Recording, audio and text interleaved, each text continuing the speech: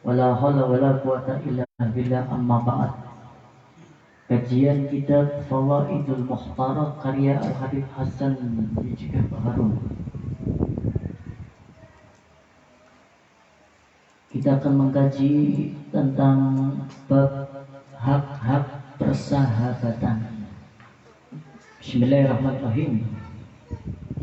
Rasulullah SAW pernah masuk di semak belukar, lalu memetik 2 potong kayu siwak. Yang satu agak bengkok dan yang lainnya lurus. Ketika itu salah seorang dari sahabat beliau ada yang bersamanya.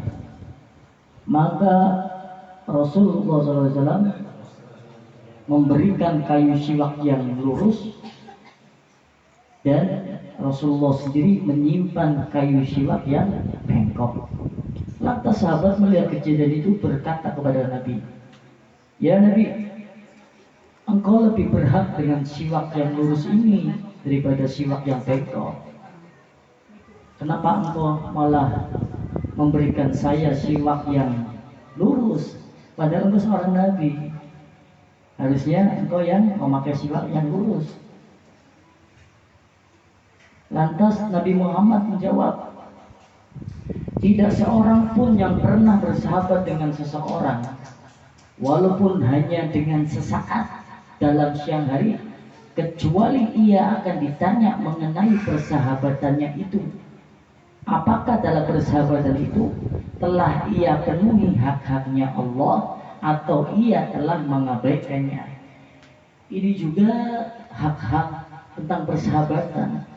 Ini ada juga dalam kitab Bidayatul Hidayah karya Imam Al-Ghazali. Tapi saya membacanya dalam kitab Fawaidul Mukhtarah karya Habib Hasan juga Baharun Dalwa. Kalau kita lihat, orang itu pasti punya sahabat, dan makna sahabat sendiri itu sangat mulia. Nabi Muhammad SAW juga memberikan julukan atau nama-nama kepada para sahabatnya, bukan teman memanggilnya, tapi sahabat umar. Sahabat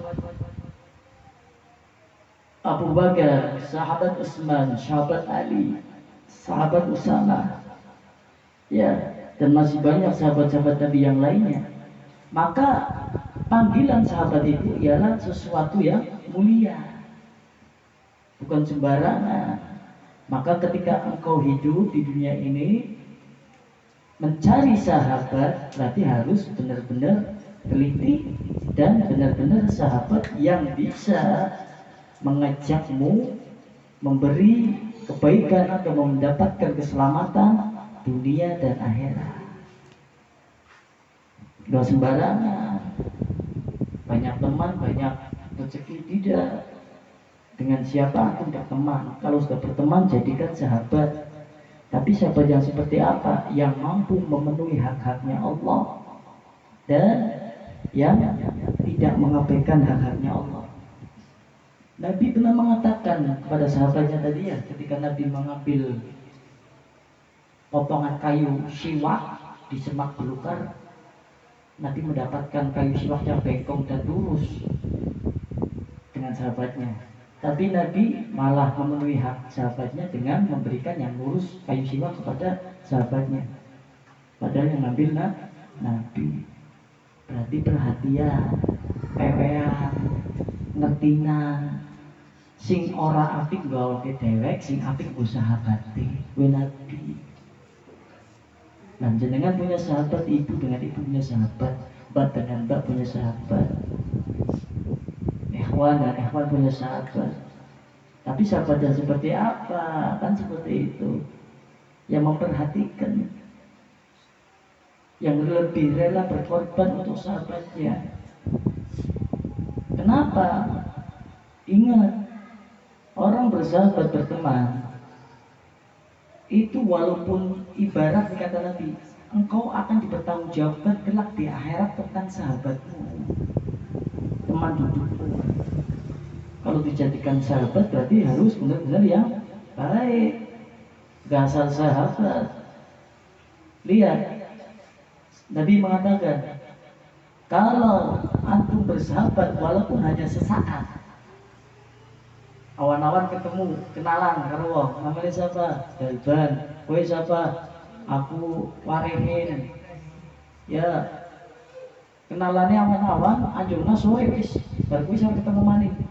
Dari siang sampai sore itu kelak di akhirat akan dipertanggungjawabkan. Kalau jenengan sudah saling mengenal satu sama lain, apalagi yang kenalan setiap hari bertemu di majelis atau di pasar. Makanya dikatakan sahabat itu akan ada pertanggungjawaban kelak. Hati-hati jangan mudah mengatakan ini sahabatku. Hati-hati nanti kamu dipertanggungjawabkan di akhirat. Kalau kamu sudah mengatakan sahabat, berarti seperti Nabi mengatakan, ya sahabat Umar, ya Sayyidina sahabat Umar, ya Sayyidina sahabat Abu Bakar Siddiq. Sahabat kata-kata yang mulia, panggilan julukan yang mulia, nggak sembarangan. Walaupun kamu bersahabat dengan orang yang baru kenal, walaupun setengah hari, itu nanti akan dipertanggungjawabkan. Makanya hati-hati dalam bersahabat atau berteman. Nabi sampai memberikan sesuatu yang baik kepada sahabatnya, sesuatu yang baik untuk dirinya sendiri. Contohnya tadi siwak. Siwak kan ada yang lurus, ada yang bengkok, siwak itu kayu. Jadi bukan hanya jenengan ditanya tentang ibu bapak jenengan, nanti jenengan ditanya tentang sahabat jenengan. Hak-hak sahabat kowe dipenuhi apa ora? Ketika priang dijenguk ora kowe ndek kaca yo. Ketika butuh bantuan ditolong ora kowe bakal ditakokna karo Gusti Allah. Ning jenengan wis bersahabat ikatane sahabat. Apa manikatane guru, apa manikatane antara anak dan orang tua, antara murid dan guru. Wong paling-paling ikatannya antara teman dan teman atau sahabat dengan sahabat saja akan dipertanggungjawabkan oleh Allah. Apalagi antara murid dan guru, apalagi antara anak dan kedua orang tuanya. Baik dong. Makanya ketika bersahabat itu kita harus memenuhi hak-hak sahabat kita. Paham ya? Contoh di majelis ada piket. Yang satu berangkat, yang satu nggak berangkat, terus nggak ngabarin, kamu nggak memenuhi haknya sahabat kamu, akhirnya tugasnya dia dikerjain kamu semua. Nanti yang nggak berangkat itu nggak berangkat piket akan ditanyakan apa?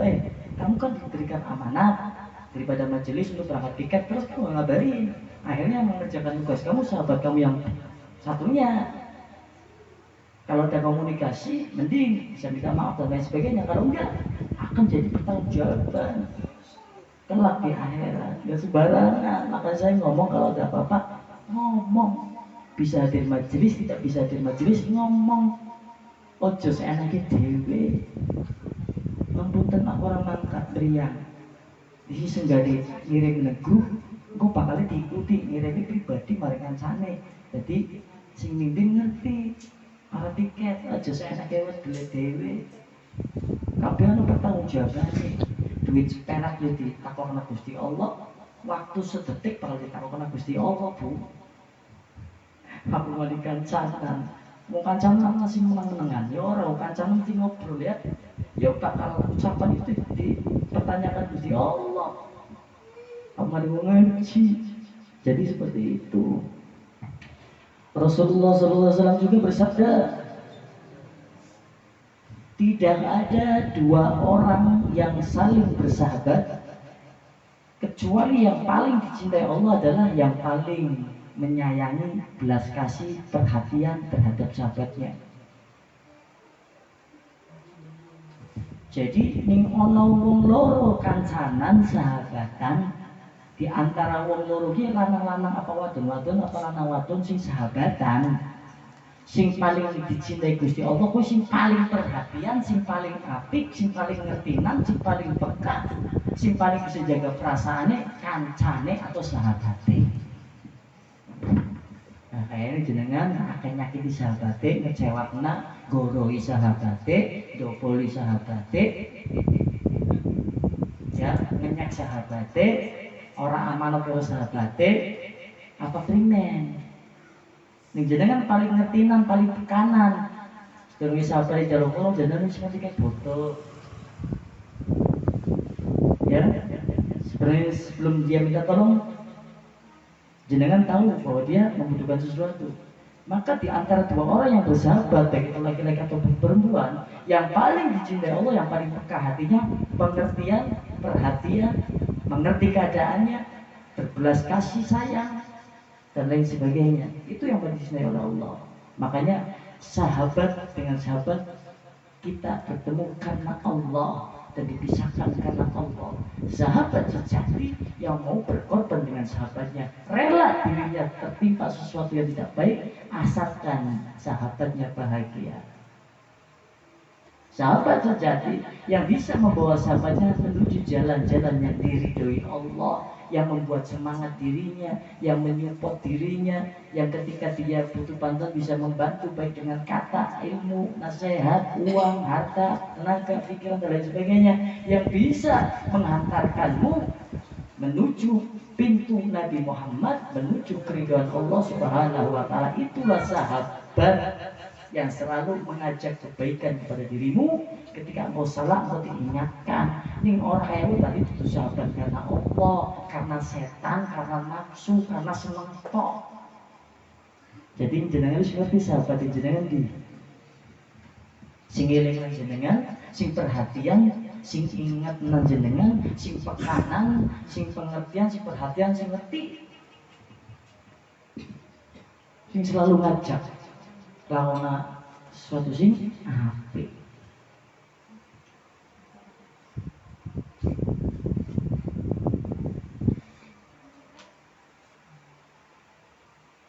Al-Imam Ali Zainal Abidin bin Husain radhiyallahu anhu pernah berkata kepada seseorang, apakah salah seorang dari kalian pernah memasukkan tangannya ke saku atau kantong celana atau kantong gamis atau kantong bajunya sahabatnya dan mengambil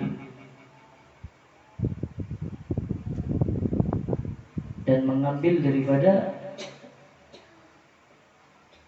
sesuatu yang ia inginkan darinya tanpa izin.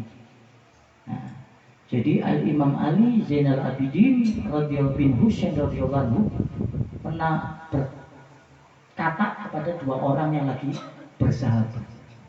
Al-Imam Ali Zainal Abidin pernah ngomong karo wong loro sing lagi kaberan, sing aku sahabatan. Kowe sahabatan kancanan aku yang loro. Iya, Al-Imam Ali, kenapa? Kowe pernah ora langsung jokot tangane kowe mlebu sakune kancane, terus jokot sesuatu si kowe pingini tanpa izin, atau kowe mancing jokot tas barang kancane tanpa izin sing kowe kehendaki, pernah ora? Jawabe wong sing ditakoni kadang Al-Imam Ali, ora pernah aku. Oh, berarti kowe durung sahabatan. Paham ora? Karena orang yang bersahabat, berteman itu sudah tidak ada izin lagi, Bu. Dompet, karena sahabat akan percaya kepada sahabatnya. Orang mana-mana izin. Tapi sih bener-bener sahabat. Aku nganggap jenengan sahabat belum tentu jenengan nganggap aku sahabat sing dipercaya. Aku nganggap jenengan sahabat belum tentu jenengan nganggap aku sahabat sing dipercaya. Makanya Imam Ali Zainal Abidin berkata kepada dua orang sedang kancanan kental sahabatan, kowe pernah ora pingin sesuatu terus langsung jokot duit contohnya maring sakune kancane ora jaluk dhisik langsung ndek. Pernah kaya kowe ora? Ora, jarine wong takoni Al-Imam Ali. Oh, berarti kowe durung kancanan. Karena kancanan ki ora kalangan izin, wis saling ridho, terbuka, saling memenuhi satu sama lain. Wong kancanan kok HP ini celang WB langsung stila. Bukan sana itu sahabatan karena Allah gue mesti sana rasa wedi karo kancane ya. Bukan nyolongan, bukan ke cangkeme lamis lah, bukan di pikirannya orang tiga, bukan matanya jelalatan.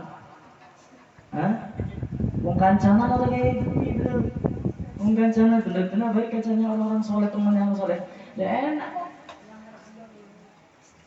Contoh kayak gini, ada ulama dengan ulama, kiai ngapunten, pinjam ibunya dong uangnya 100.000.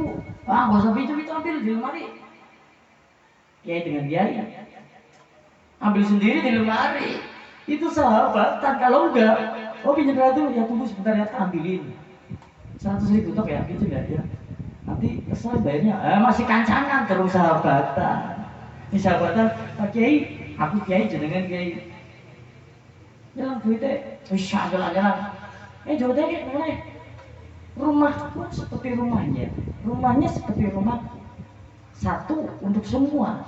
Paham? Nah, makanya orang-orang yang hadir majelis istiqomah, misalnya kalaman izin, orang sidik izin, apa yang beri izin? Karena jenengan harus anggap sahabat, kayak Nabi anggap sahabat yang lainnya. Dan ini mengganggu tok mereka kayak izin, kecuali sesuatu sing penting, sing darurat, dan izin. Majelis malingnya assalamualaikum, siapa mau assalamualaikum? Assalamualaikum. Majelis 24 jam mlebu. Wes sing istiqomah, sing kerasa ngaji negara, sing kerasa ngaji majelis. Makanya Nabi Gulut ketemu orang salaman, balik ya orang Gulut dari hati. Karena sahabat sih percaya salaman nang hati, balik ketemu maning insyaallah, kecuali maut yang memisahkan. Orang sidik salaman maning. Bener? Lu kayak keluarga, bilang dari keluarga. Coba kayak ibu itu sahabat karena Allah, dipisahkannya karena Allah. Paham ya? Kalau saya sama jenengan masih nggak seperti itu, dan saya belum menganggap jenengan sahabat, belum menganggap murid, masih orang lain yang saya harus jaga. Ilmu itu Nabi dengan sahabatnya seperti itu.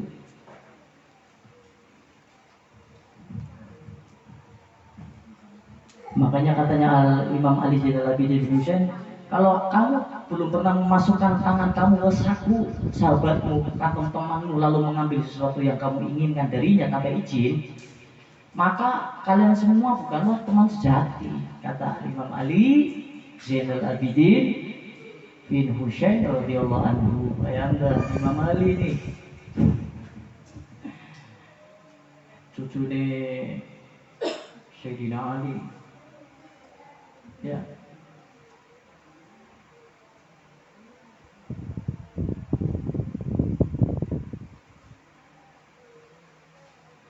Ada riwayat dari Nabi bahwasanya Nabi Muhammad itu masuk ke sebagian rumahnya, maka sebagian sahabatnya masuk ke rumah beliau sehingga tempat itu sesak dan penuh. Kemudian ada sahabat yang bernama Jarir bin Abdullah Al-Bajali. Jarir bin Abdullah Al-Bajali datang dan ia tidak mendapatkan tempat. Maka karena tempat duduknya di rumahnya Nabi sudah dipenuhi sahabat, ya sahabatnya Nabi kan banyak ya, bukan hanya 4, banyak sekali sahabatnya Nabi, dari kalangan perempuan, dari kalangan laki-laki, dari kaum budak, orang kaya, dan lain sebagainya, banyak sekali. Di rumahnya Nabi penuh dengan para sahabat, tiap hari nggak pernah sepi rumahnya Nabi. Karena apa? 24 jam sunat tok. Kecuali momen kedua, assalamualaikum. Seperti itu. Ya. Saking sesatnya rumahnya Nabi, Jabir bin Abdullah Al-Bajali, sahabat Nabi, kok jenguk ini Jabir, Jarir bin Abdullah ini jenguk ini gue bisa sekali sahabat akeh. Ini jenguk ini.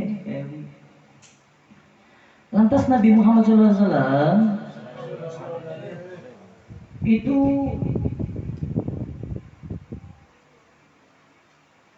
mengambil rida. Nabi itu mengambil rida. Rida itu selendang seperti sorban, namanya rida.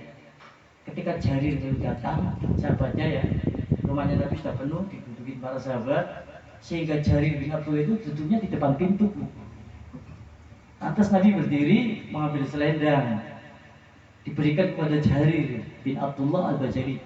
Jarir, ini saya tak duduk di tempat saya aja. Ini kamu di pintu kan? Ini selendangnya, ridanya dipakai buat alas duduk. Kata Jarir bin Abdullah, ya Rasulullah, saya tidak pantas masa ini rida jenengan selendang jenengan biasa dipakai buat alas duduk saya. Lebih baik saya pakai di atas karena ini mulia. Nabi sampai perhatian mulu. Ya, anak jago ngarep lawa dinai selendang karo Nabi. Lasim dihormati karo Nabi kancane sahabat diperhatikan loe apik maning. Dinai orang gue jegong karena ngerasa ki selendang Nabi loe mulia masa kan di tokomi kan ya. Ya wong apik dibalas apik bakal loe apik ya wong apik. Wong apik dapik iki kok lunjak. Makanya manfaat enak. Ya. Lalu ketika Nabi memberikan selendang kepada Jarir bin Abdullah Al-Bajali,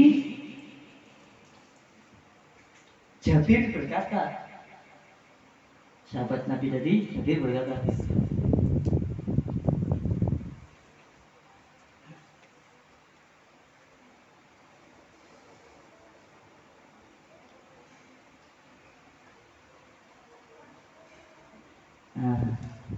Jabir berkata, ya Rasulullah, masa selendangmu mau saya dudukin? Akhirnya selendang itu ingin tahu diapain? Dicium oleh Jarir bin Abdullah. Karena dikasih Nabi sih, tujuan Nabi untuk alas duduk karena duduknya di depan pintu sih. Orang umat cekongan, Jarir, sahabat Nabi, ini selendang. Jarir, enggak ya Rasulullah, ini selendangmu mulia. Dicium sambil menangis. Bayangkan, Rasulullah. Lantas Jarir meletakkan itu selendangnya di wajahnya sambil dicium. Ya kayak gini ya. Dinaikun ngalas tapi sambil menangis. Rasulullah sampai perhatian padahal Nabi wong akeh sahabate wong tekan telat jekonana sih sempat diperhatikan nah. Yo kayane aku orang tekan telat nih. Kayaknya perhatian mari ente membenarkan ente biar ente jadi orang yang ada. Mau ente sini. Maju di sini. Gue sing lanang maju di sini. Nyol lagi perhatian karo kowe masalah tuh nyol lagi perhatian karo kowe jegongé angel ya, mini maning, jegongé alok ya, mini maning. Lucu apa perhatian ngomong. Dan nyol membenarkan untuk biar jenengan berada di hadapan cerdik. Makanya orang kalau belajar akan memperhatikan ucapan gurunya. Gerak-geriknya diperhatikan dan diambil itu ilmunya. Nah kata saya ini, itu saya perhatian. Karena saya tahu kamu nggak nyaman, dia sempit, akhirnya langsung geser. Kamunya malu-malu. Orang pengen aku cengkel Habibie, malah aku cengkel malah malu karena aku mau nyoba nih, mewe ente ilmu, mewe ente sesuatu yang baik itu harus diterima. Sampai nak, saya dengar dan saya patuhi, saya ibu maju, oh saya isin, lagian apik ini ilmu kok isin. Contohnya bu, ngentot majelis, isin loh, ya, Bobi izin apa ngentot, orang ngentot izin, ya, aja izin apa ngentot, saking jujurnya gue, yang ini orang izin gue juga Habibie, saking dulu gue bib, ampunan apa, sudah cukup kompromi, bikin BLB oleh. Primen harus cerai aku ya langsung memberi baik mulai yang bakal ngerti kok memberi perhatian aja sinang harus jekong apa ngatin apa nahan blok misi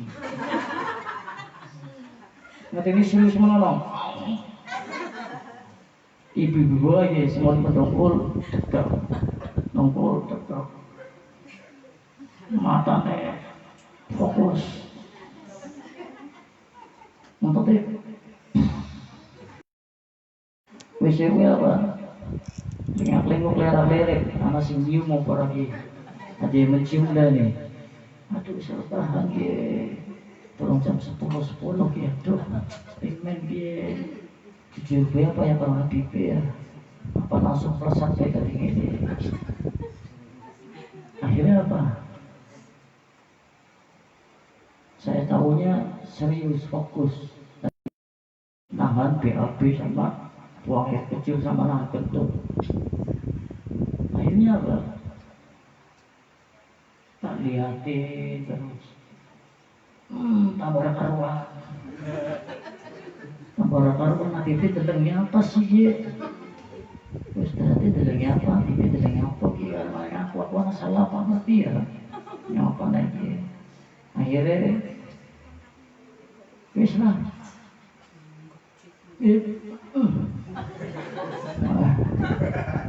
Apa ya? Jadi seperti itu. Jadi kalau ada hajat, jadi tinggal belakang. Ya jangan berdiri di izin. Mulus orang dino orang isi. Ya, jadi seperti itu.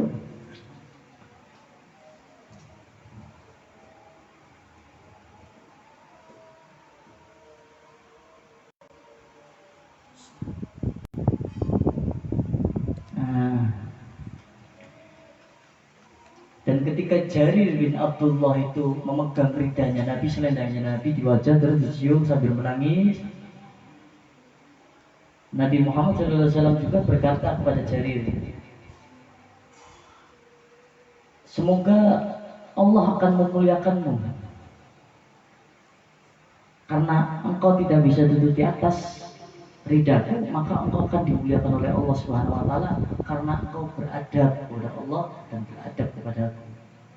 Dinai selendang sih, padahal Nabi ridho ke selendangnya itu alas duduk, tapi kia lu adab maning Jarir sahabat Nabi, masa selendang serban gue jengkong tau, tak cium nangis. Akhirnya Nabi doa, nah semoga engkau dimuliakan oleh Allah. Jadi seperti itu, dan Allah akan memuliakannya. Maka Rasulullah SAW menoleh ke kanan dan ke kiri ini, bilang sahabatnya, bukan anak kayak Jarir maning sih ngoroleh tempat duduk ngarep lawang kayak gitu. Nabi noleh. Terus ini sebutin bro, duduk kayak gue, tapi dalam bawa tanah sing semaput, panas, apa kengelehan. Ya ini orang yang ngajar akan melihat keadaan orang yang belajar seperti itu. Ya, maka Nabi ketika itu mengatakan, ketika menoleh ke kanan, ke kiri, melihat para sahabatnya duduk semua di tempatnya Nabi, ya di rumahnya Nabi ya. Nabi mengatakan, jika datang seseorang yang mulia dari suatu kaum,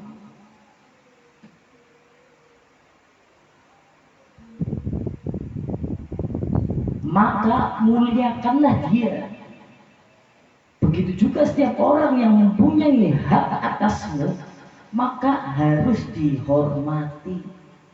Saya ulangi, ketika Nabi menoleh ke kanan ke kiri melihat keadaan sahabatnya yang sudah duduk, ada yang sudah dapat tempat duduk atau belum, atau yang ada di luar, Nabi bersabda, jika datang suatu kaum yang mulia, maka muliakanlah ia.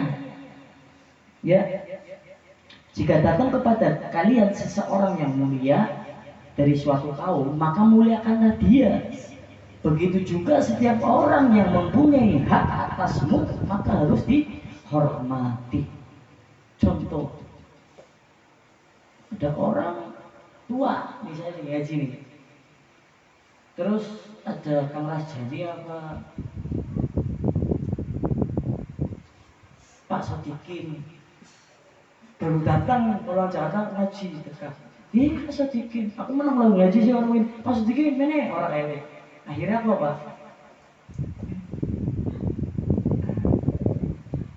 Dia orang lebih tua. Walaupun seandainya bodoh sekalipun, dia di sini belajar, kita memuliakan, betul kan? Ya tetap. Nah, itu haknya dia dimuliakan. Jadi seperti itu. Mana ibu-ibu jenengan sih nemburi kalau sih lebih tekak, kalau itu kali jenengan, maka di tempat duduk ibu ibu jenengan ngalah loh. Karena apa? Uang sing teka mau kowe duwe hak maring jenengan, si jenengan harus dipenuhi. Ya, si jenengan harus dipenuhi. Ketika datang orang yang mulia, apa itu kiai, ustadz, ya orang yang suka menolong jenengan atau musafir atau tamu, maka muliakanlah. dimuliakan, diperhatikan, dimuliakan aja. Nah, wala mene main utang enggak apa lah. Kemudian nama itu baik enak. Lah kae. Sindu apa Jawa juga. Hah? Tasrif teka ala tasrif teka biasanya kerumpitok bisa. Bahasa basi itu penting. Karena apa? Kita menghormati orang lain, memuliakan orang lain. Tapi kalau hubungannya murid dengan guru berbeda, ya itu ada lagi. Jangan sama seperti itulah dalam suatu perkumpulan ya. Jekoan majlisan, ada ibu ibu, ada orang bilang dua, kamu enggak melu kerumpi apa melu jekong? Nah, kasih tahu aja melu kerumpi ditawar macam-macam hibah. Ya. Jadi setiap orang itu memiliki hak yang